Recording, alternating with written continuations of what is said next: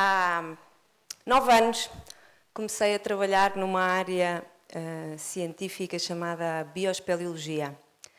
Isto o que é que significa? Significa que é o estudo dos animais que vivem exclusivamente debaixo de terra, sendo que a maior parte dos locais onde nós os encontramos são precisamente grutas. Mas isto eu não nasci a querer ser bioespeleóloga. Eu, aliás, a primeira profissão que me lembro de querer ter sido era precisamente trapezista. Ora, isto é o mais próximo que há com o trapézio na minha profissão, que é andar pendurada para descer às profundidades. Bom, de facto, foi a entrada numa gruta, as grutas turísticas de Miradar, que despertaram este meu interesse no meio subterrâneo. Quando falamos de grutas, as pessoas normalmente têm esta ideia de grandes galerias, estalactites, estalagmites, cristais de grande beleza, mas se perguntarmos a um espeleólogo o que é uma gruta, provavelmente a sua resposta será algo como isto. São sítios estreitos, enlameados, úmidos e onde os espeleólogos passam a vida precisamente a fazer manobras artísticas para fugir da água.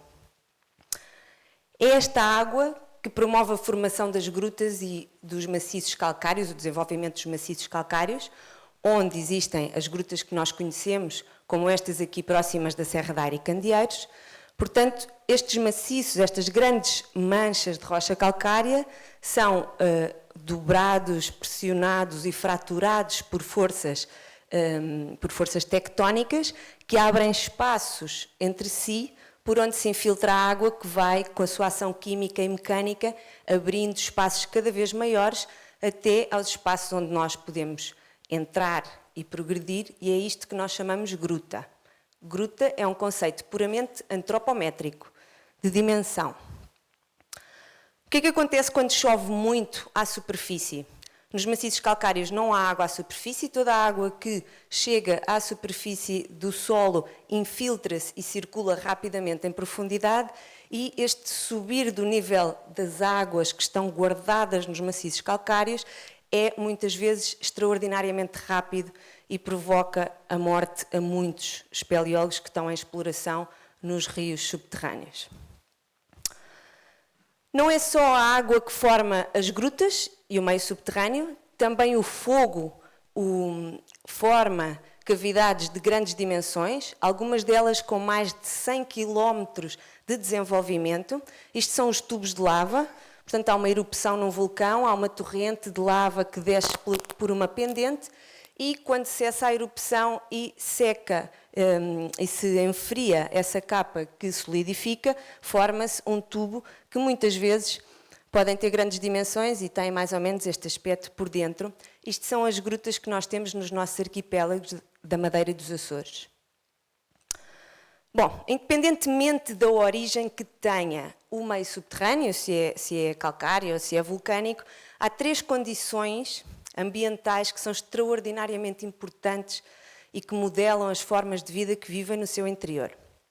São elas, obviamente, a ausência de luz, portanto, debaixo de terra não há luz absolutamente nenhuma, a umidade atmosférica é muito elevada, normalmente 100%, quase sempre. Isto implica que nós, espeleólogos, quando andamos debaixo de terra, no momento em que nos molhamos, nunca mais secamos, portanto, só saindo à superfície, e a temperatura é constante. Para terem uma ideia, numa gruta que não é preciso ser profunda, basta 10 metros de profundidade, durante um ano completo, a amplitude térmica máxima ronda 1 grau ou menos. Ora, nós à superfície, numa hora, podemos ter amplitudes térmicas muito superiores a isto. Bom, isto tem consequências óbvias e imediatas nos animais que têm todo o seu ciclo de vida no interior das cavidades. Então, para um animal conseguir desenvolver-se no meio deste tipo, tem que desenvolver uma série de adaptações evolutivas que lhe facilitem conseguir viver neste ambiente. Então, como não há luz, estes animais não precisam de produzir pigmento para os proteger dos raios solares. Portanto, são despigmentados. Da mesma forma, também não têm olhos, ou têm os olhos muito reduzidos, porque a visão no escuro é uma função que não é vantajosa. E então os seus corpos modificam-se de tal forma, e ficam de tal forma estilizados, que têm patas compridas, antenas compridas, uma série de estruturas sensoriais para se poderem orientar no escuro, e no caso dos insetos também não têm asas. São, por isso, aquilo que nós chamamos ápteros. Estas mudanças nos organismos que vivem exclusivamente no meio subterrâneo não são só do ponto de vista morfológico. Do ponto de vista fisiológico, estes animais também têm alterações. Então, a principal delas é que, como não há plantas, portanto não há luz, não há plantas, eles têm muito pouca energia, há muito poucos nutrientes no meio subterrâneo. E então estes animais ralentizam o seu metabolismo o máximo que podem, e isto tem como consequência direta o aumento da longevidade. Quando comparados com os seus primos à superfície, estes animais vivem mais. Têm, por isso, uma grande resistência ao jejum, passam muitas vezes meses sem conseguirem encontrar alimento. Têm também estratégias do ponto de vista reprodutivo, portanto as fêmeas põem uma menor quantidade de ovos, mas ovos com maior quantidade nutritiva por cada ovo, e têm ainda a ausência de ritmo circadiano, ou seja, não são controlados pela natural cadência da noite e dos dias, uma vez que vivem sempre na noite perpétua. Bom, a minha principal área de trabalho são as zonas calcárias do nosso país, portanto aqui em Portugal, e aqui apresento-vos um bocadinho a evolução do conhecimento em termos de número de espécies cavernícolas, aqui, portanto perfeitamente adaptadas, e o ano em que foram descritas, ou seja, descobertas e descritas que efetivamente passaram a existir para a ciência. Portanto, isto começou mais ou menos aqui por volta de meados dos anos 40 e depois assistimos a quase 60 anos de absoluta estagnação desta área do conhecimento e, como podemos ver, de há uns anos esta parte, este número tem vindo a aumentar consideravelmente. Vou-vos dar um exemplo de um animal que vive nas profundidades do nosso país. É um pseudoescorpião. Os pseudoescorpiões são predadores de topo, portanto, animais que ocupam o topo da cadeia alimentar nas grutas. Isto são dois tamanhos diferentes, de dois pseudoescorpiões cavernícolas. Este pequenino deve ter cerca de 1 milímetro, 2 milímetros. O outro já podemos ver que tem umas pinças muito mais alargadas, portanto um corpo muito mais adaptado à vida nas profundidades. E em 2010, no Algarve, descrevemos aquilo que nós chamamos o pseudoescorpião gigante das grutas do Algarve, que é um animal comparativamente maior do que tudo aquilo que estávamos habituados a ver. Isto foi reconhecido internacionalmente, este animal foi classificado como uma das 100 espécies mais fantásticas do nosso planeta. Mas a importância destes animais cavernícolas não é só a sua espectacularidade de forma, senão a sua importância científica. Isto não passou desapercebido ao longo da história da ciência. O próprio Darwin, quando escreveu A Origem das Espécies, falou já e utilizou os animais cavernícolas como modelo para explicar uma série de coisas e chamou-lhes precisamente naufrágios de vida antiga. Porquê? Quando olhamos para a distribuição mundial daquela família de pseudoescorpiões que vos mostrei anteriormente, vemos que a sua distribuição mundial é aquilo que nós chamamos uma distribuição disjunta.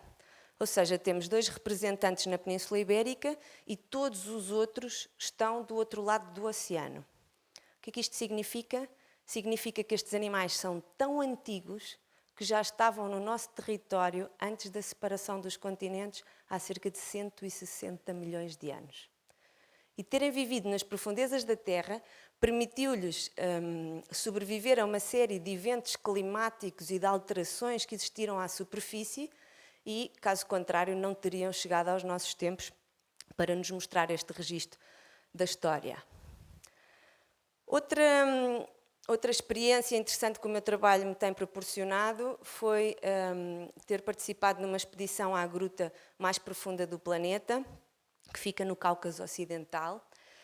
Muitos de vós já devem ter estado na Torre Eiffel. Para vos dar uma ideia de tamanho, a gruta mais profunda do planeta tem mais de 2 km de profundidade, desde a superfície até ao seu ponto mais profundo, e se vos mostro um mapa vertical desta gruta, a Torre Eiffel é qualquer coisa desta dimensão. Não há elevadores nas grutas, portanto tudo isto é feito por força humana contra a gravidade, quando vimos para cima. Para se montar uma expedição, para se explorar e para se poder estudar os animais numa gruta deste estilo, é preciso montar uma expedição com mais de 30 pessoas, durante cerca de 30 dias, em que tudo, mas tudo o que nós usamos tem que ser subido às montanhas e nós ficamos em autonomia durante a duração da expedição. Para uma expedição desta magnitude, levamos cerca de 6 toneladas de equipamento, alimentação e tudo o que precisamos para usar lá dentro. Este tipo de exploração espeleológica, a que nós chamamos a espeleologia alpina, faz-se em grutas extraordinariamente frias. Portanto, são grutas que estão a grande altitude, a maior parte do ano estas áreas estão cobertas de neve e a água que escorre no interior desta gruta provém do degelo. Portanto, faz imenso frio lá dentro, com graus, sei lá, desde 0,5 até 3 graus máximo de temperatura. E estas explorações demoram imenso tempo, portanto, os espeleólogos, para conseguirem continuar a progredir, têm que montar acampamentos subterrâneos, o que nós chamamos bivacs, que são locais moderadamente confortáveis, onde nós podemos alimentar-nos, aquecermos e dormirmos. Quando digo moderadamente confortável, estamos a falar de uma situação em que a nossa roupa está completamente úmida, faz frio, o saco de cama está completamente úmido, pronto, enfim. As condições de trabalho também não são melhores nestes ambientes. Voltamos outra vez a uma temperatura muito baixa, abaixo dos 3 graus. Os animais das cavernas são extraordinariamente raros, de pequeníssimas dimensões, difíceis de encontrar. Portanto, todo este trabalho se faz nestas condições e isto normalmente ao fim de 20 minutos já não há quem consiga continuar a virar pedras porque o frio é um inimigo muito violento.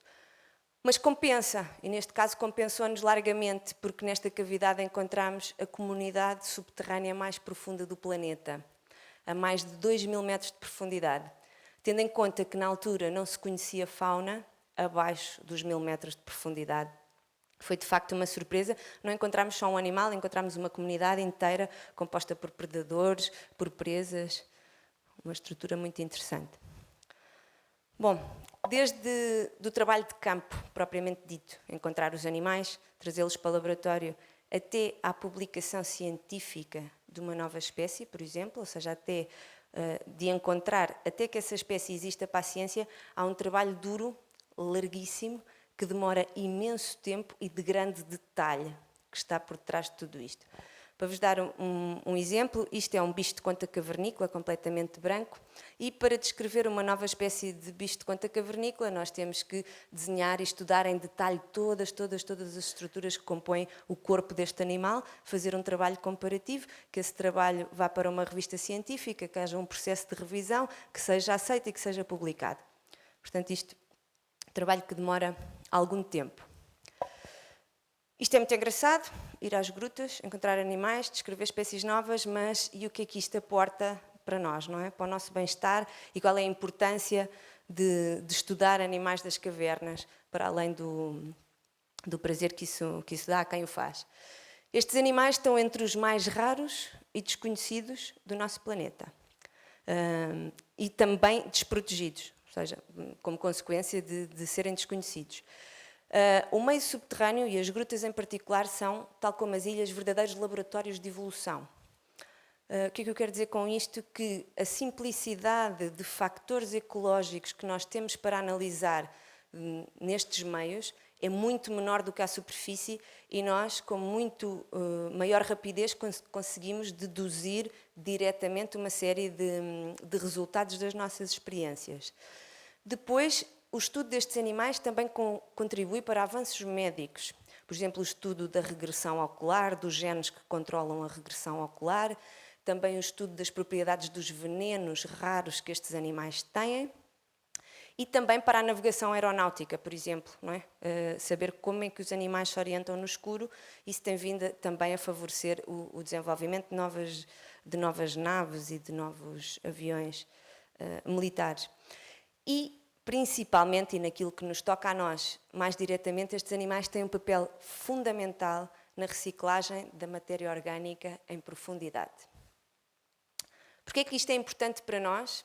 Porque se não fossem estes animais a degradar toda a matéria orgânica que chega aos maiores reservatórios de água doce que temos disponível para o nosso consumo direto humano no nosso planeta, que são os maciços calcários, nós não teríamos água de qualidade. E temos que pensar que no nosso país cerca de 56% da água que nós usamos provém de fontes subterrâneas.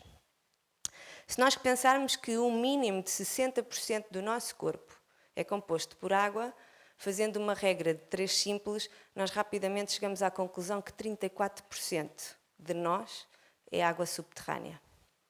Como tal, devemos agradecer, se calhar, a estes animais o podermos ter água de qualidade para usarmos no nosso dia-a-dia.